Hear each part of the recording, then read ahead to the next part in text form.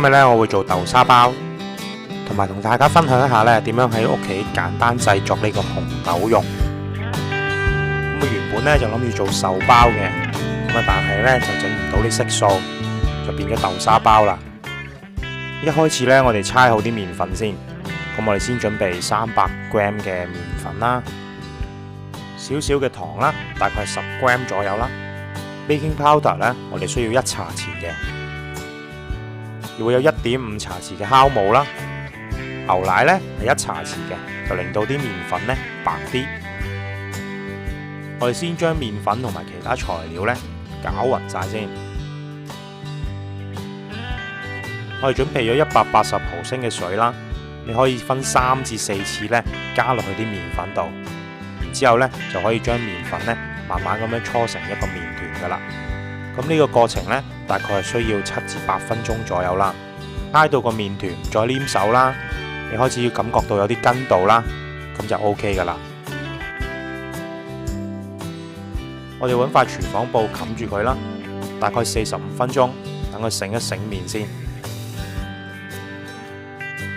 我呢度咧大概有200g 嘅紅豆啦，你放2倍嘅水，咁放落高壓煲裏邊咧，大概煲個20至25分鐘。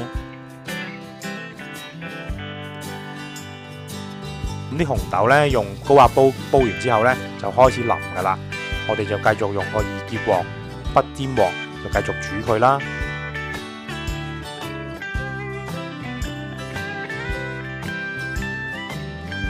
咁我會加30克嘅糖啦。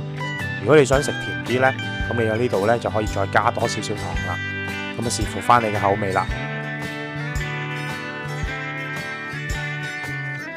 咁你煮啲紅豆呢，就要不停咁樣攪佢啦，等佢唔好黐底啦。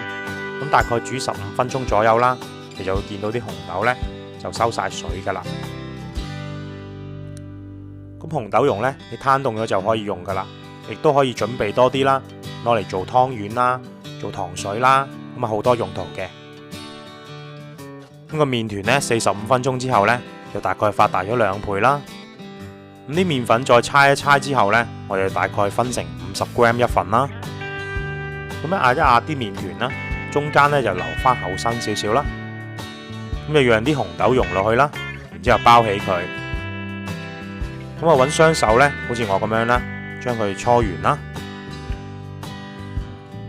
咁都準備好之後呢，就大火蒸佢12分鐘。咁蒸出嚟嘅包呢，個皮又鬆軟啦，個餡呢亦都唔會太甜噶。咁我今日嘅分享呢，又到呢度啦。咁希望你可以訂閱我嘅頻道啦，或者留言俾我啦，我哋一齊交流啦。下次見。